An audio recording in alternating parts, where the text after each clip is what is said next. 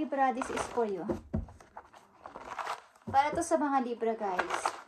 Titignan natin ang inyong message today. Sa mga Libra. Kay Libra, para to sa'yo.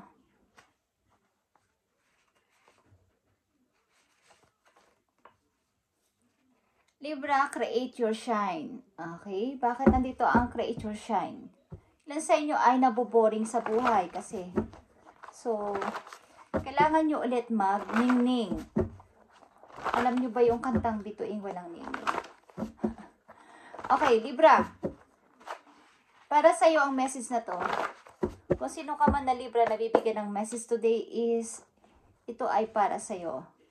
Create your shine and success is here. Okay, success na word is here at create your shine. At God is love is here. Libra. Bakit ba nandito ang mga kataga na to o mga words na to para sa iyo? Na maaaring kailangan mo ulit magsikap or mangarap para mag-success. Okay, nandito ang word na success at create your shine. Libra, mukhang hinihimo ka ng tadhana na ikaw ay magtagumpay muli. Kung ilan sa inyo ay parang nagkaroon ng pagkabigo sa isang larangan, ito man ay pag-ibig, ito man ay career, ito man ay pag-uumpisa sa buhay, ito man ay inyong pangarap is, pwede ka ulit mag-create o mag-umpisa para sa iyong success. Okay, tingnan natin ang iyong mga message, Libra.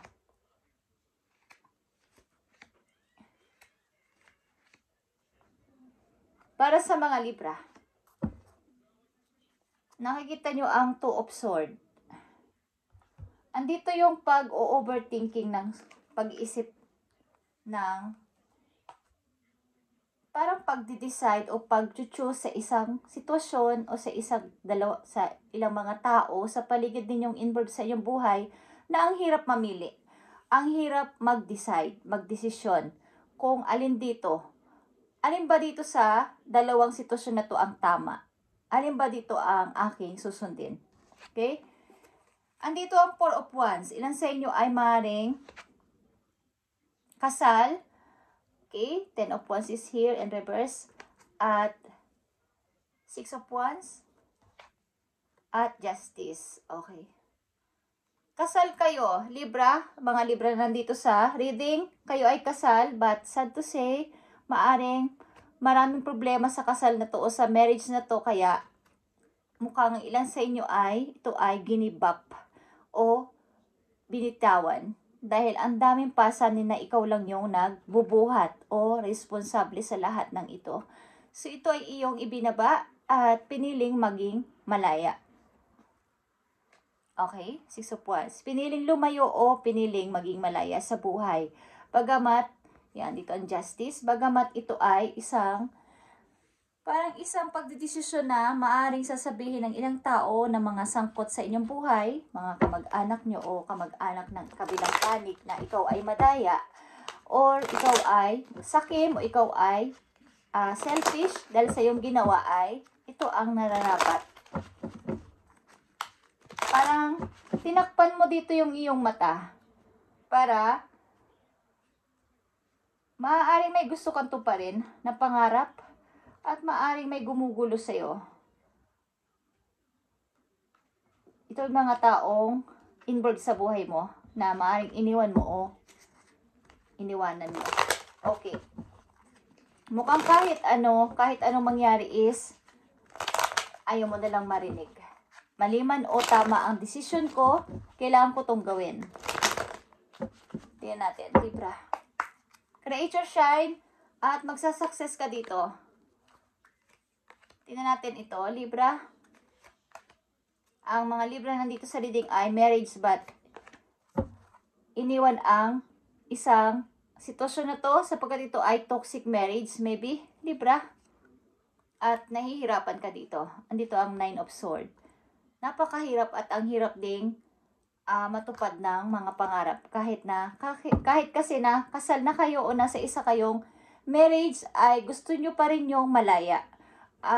tuparin yung pangarap, yung mga needs nyo, yung mga wants nyo sa buhay, dinidesire ng heart nyo, lalo na sa passion nyo is napipigilan sapagkat meron kayong toxic na karelasyon.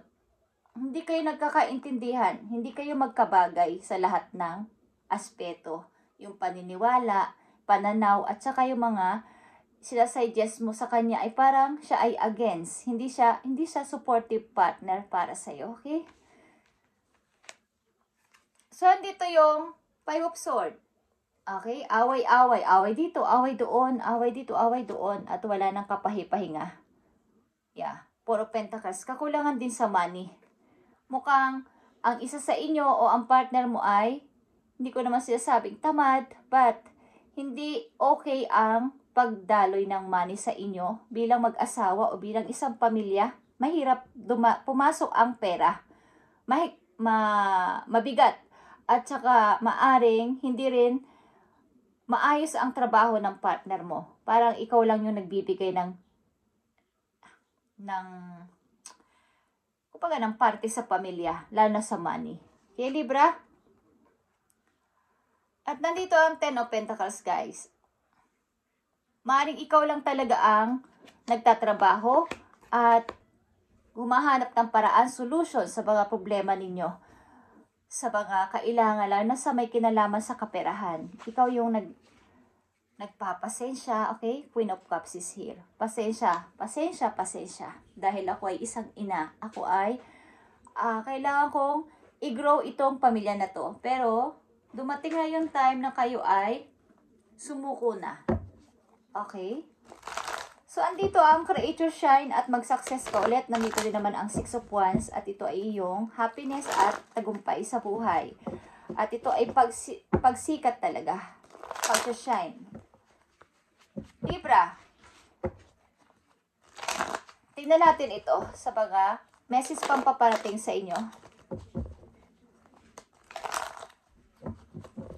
Mukhang mga Libra nandito sa reading ay napagod na sa buhay na ito bilang mag-asawa. Sila is, kayo lang ang gumagawa ng paraan to grow at saka ang inyong kaperahan ay lumago din. Kayo lang ang gumagawa ng solusyon o gumagawa ng paraan para magkaroon ng pera, mabayaran yung ganito, masolusyonan yung pagkakautang nito, mga nagastos dito, okay, kayo lang ang nagdadala ng problema sa loob ng bahay. At kayo yung give ng give, okay? Libra. At bilang isang, kahit kayo ay sobra pa yung pasensya sa buhay, sa sitwasyon na to ay, dumating na yung time ang pagsuko.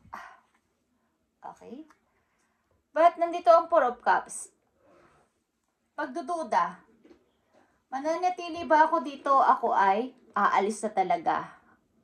Pipili na ako ng new direction. Sapagkat may opportunity o may opportunity paparating o may nag-a-appear sa inyong landas. Okay? At gusto nyo ring umangat sa buhay. Maiba ang buhay. Lalo na sa inyong community ngayon, sa inyong tinitirhang place. Gusto nyo umalis doon at maiba. Mag-create ng parang mangarap ulit. Mag-ipon ulit ng pera. Magtrabaho maybe sa ibang lugar. Nakikita nyo ang Page of Wands. Gawin ninyo ang gusto ninyo. Ito yung inyong mga needs, wants, inyong passion.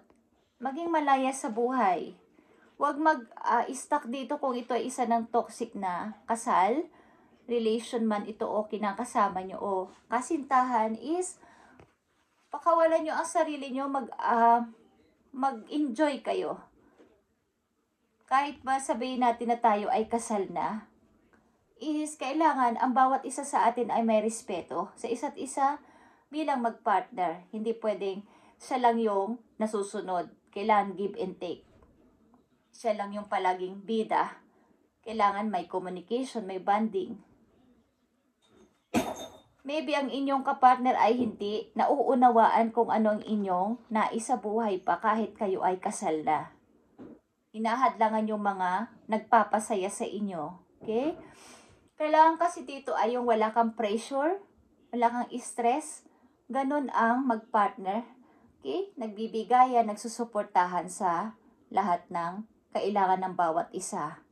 Silusan, okay, kahit walang namang kadahi-dahilan. At ang nakikita ko dito ay pagtatrabaho ng sobra sa pamilya.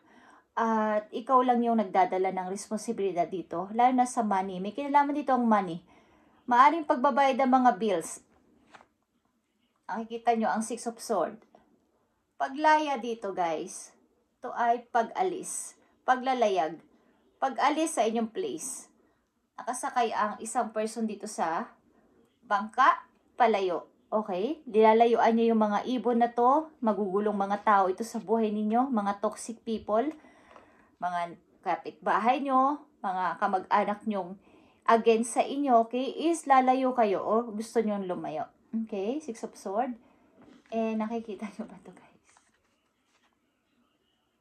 Nakikita nyo ba ang Five of Wands? Ito ay pag-aaway-away sa loob ng tahanan. Magito man ay may karelate dito inyong mga relatives, mga kamag-anak ng asawa nyo o kamag-anak nyo or katrabaho nyo. Sobra ang gustong maabot kung ano yung naabot ninyo, yung mga rivals, yung mga ego, okay? Mga pride. Ayaw nilang malamangan nyo sila, okay? Nakikita nyo ba ang Nine of Pentacles? Pag kayo ay nakalaya dito. Guys, i-enjoy nyo to. Mag-i-enjoy kayo sa inyong makakamit. Libra. At may isang person na parang ma-o-obsess sa'yo. Yung gustong-gusto kang makadate. Ito ay Knight of Cups. Pag i-start ng isang person na kayo ay kilalanin pa dahil kayo ay gustong-gusto niya, okay? May tao kayong makikilala, bagong person na magpapatibok na inyong puso. Ito ay romantic partner. Okay, Libra? Yeah. Ang mga Libra nandito sa sitwasyon na to ay, sa reading na to ngayon ay, lalayo sa buhay mag-asawa. Sapagkat, may magalit man o may manghusga man sa kanila ay, kailangan nila ulit mag-shine. Mag-success sa buhay. May makikilala kayong person at gusto kayo ng person na to. Makadate. Makasama sa labas. At romantiko ang person na to. Ito ay energy ng water sign. Scorpio, Pisces, Cancer. Okay. Tingnan natin ang message pa para sa'yo, Libra. Raindrops. Take a chance on them. Okay. May mga siguro may mga nakaalitan talaga kayo o nakasamaan ng loob, at bigyan nyo rin sila ng chance pag mayroon kayong pagkakataon na mag-usap ulit. Maaring ito ay inyong best friend. Okay? At may nakatakda sa inyong ibigay si universe. Okay? Ito ay universe at ito ay we're all just stardust. Okay? May nakatakda talaga sa inyong ibigay si universe sa inyong buhay, Libra. So, kayo ay huwag mag-alala. Okay. Tingnan natin ang inyong career and ang inyong yung mga opportunity. Ano ang gustong sabihin sa inyo? About ito sa inyong kaperahan. Okay? So, kailangan nyo mag-success, guys. At i-enjoy nyo to. Itong tagumpay na makakamit ninyo pag nakaalis na kayo dito sa toxic na relation na to at place na to. Maraming rival sa inyong lugar. Maaring ito man ay sa inyong tahanan o sa inyong trabaho. Maraming gusto kayong pababain dyan sa inyong kinalalagyan para sila ang andyan. At maaring hindi nila gustong kayo ay mag-success sa buhay. Okay? Para sa mga Libra, ano ang gusto mo pang sabihin sa mga Libra? Andito ang add jobs. Okay, ilan sa inyo ay magpa-part-time pa o marami ng trabaho ginagawa, may isa, dalawa, tatlo, okay? O gusto nyong magdagdag pa ng trabaho. Maaaring nag-iisip kayo about sa pag-increase pa ng inyong money, financial stability. Okay? A second job, add jobs, freedom is more important than financial security. Parang kahit meron na kayong money o meron man kayong ipon, is gusto nyo pa at naiisipan nyo pang magdagdag ng pagkakakitaan para wala nang, kumbaga, naranasan nyo kasi ang ma-down at saka mawalan. So, ang ilan sa inyo dito ay gustong mag-ipon na mag-ipon. Taking a transition job, it's okay. Even if it doesn't lead is a career. Maaaring, ang ilan sa inyo ay nababagay ang job na parang nagbabiyahe, okay? Nagbabiyahe o nasa labas. Okay guys, yung mga ilan yung job na hahanapin o mahahanap ay, ito ay kayo ay aalis palagi, sasakay ng mga pampasahero, mga transportation, yung mga pampublikong sasakyan. Okay, ilan sa inyo yung madadagdag na trabaho dito, okay? Maring kayo ay magdadagdag pa ng ilang mga trabaho, part-time.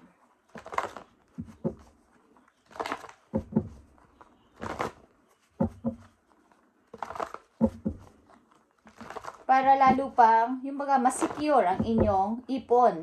Hindi, kumaga, maglabas man kayo ng pera is, meron naman paparating sa ganong time, sa ganong petsa, sapagkat may ilan pa kayong trabaho, okay? So, kung hindi pa ito nangyayari sa inyo ay, maaaring ito ay inyong iniisip o dapat ninyong gawin, sapagkat ito ang message sa inyo. Libra, okay? Mga dapat ninyong tandaan o iwasan, Libra, I need to message dito para sa inyo. Mga dapat ninyong iwasan o tandaan. Iwasan yung mapag-isa. Iwasan yung mag-isip na mag-isip at magkaroon ng bakante ang inyong utak para makapag-isip. Sapagkat dito kayo weak o dito yung inyong kahinaan.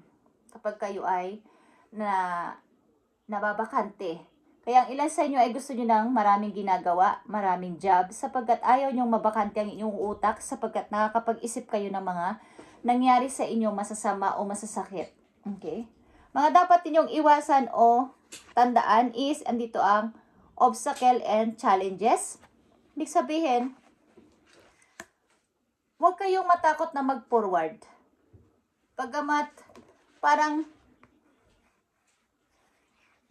sapagkat may mga, nakikita nyo ba yung mga umiilaw-ilaw dito? Ito ay inyong mga guardian, mga tagapagbantay.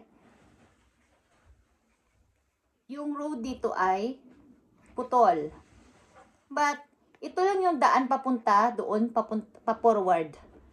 Kailangan yung umistep o kaya ay medyo tumalon para makaliban kayo dun sa kabila sapagkat putol yung hindi siya dire-diretso, okay? So, maiisipan nyo na huminto o magbalik na lang. Huwag nang tumuloy sa pangarap, huwag nang tumuloy sa pag-i-start sa buhay, sapagkat baka iniisip nyo na kayo ay hindi magtagumpay o malaglag dito. But no, Libra. May mga magbabantay sa inyo, nagbabantay na mga angels nyo para hindi kayo masiraan ng loob, maboring, o kaya ay matakot. Makakaliban at makakaliban kayo dito. Okay? Kapag ang isang tao ay pursig dito sa kailangang gustong gawin ay mangyayari. Guys, kahit ano pa yan, is may magandang kahihinatnan. Kasi kung hindi nyo to lilibanan, itong kahit putol na tong daan na to, pa-forward yan, kung hindi kayo pupunta doon, hindi nyo alam ang anong meron doon. Halimbawa, may nag-offer sa inyo na pumunta ka doon, lumipat ka doon sa place na yon, o kaya lumipat ka sa work na yon. Kaya sumama ka sa akin doon, meron dong magandang work. Pero kayo ay takot. Kasi baka hindi kayo magtagumpay. Pero hindi nyo pa nasusubukan is, sinasabi nyo na. Pero kung titignan nyo muna at susubukan, malay nyo mag-okay. Diba? Pwede namang mag-start ulit. Pwede namang bumalik kung gusto nyo. Ang mahalaga ay trinay. Okay, Libra, yan ang ibig sabihin o example doon. So, kayong magtakot magpatuloy, ano man ang maging hadlang. Ito ay may mga struggle kayong mararanasan at challenges, but ito ay pagsubok.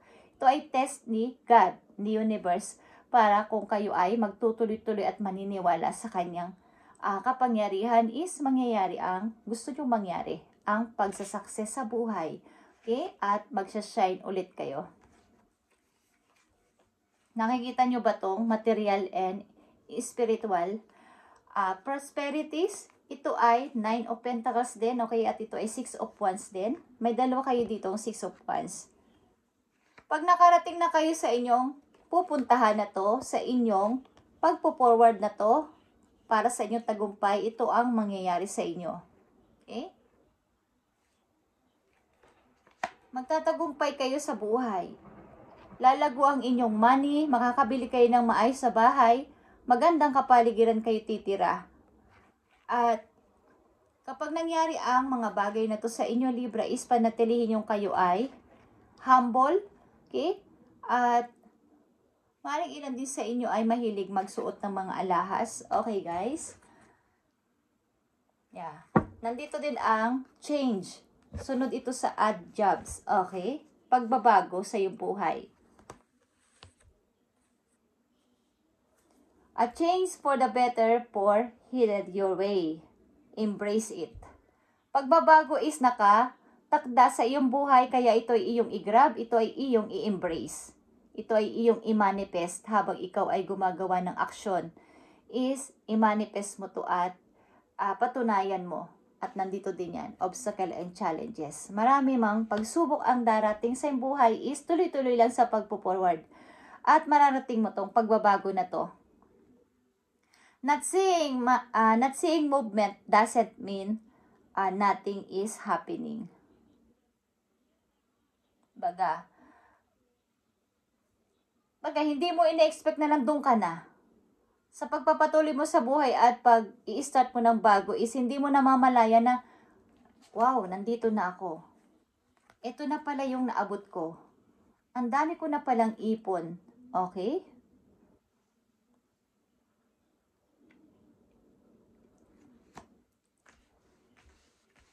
Okay, guys. At may paparating na romantikong lalaki sa inyong buhay, lalaki man kayo o babae.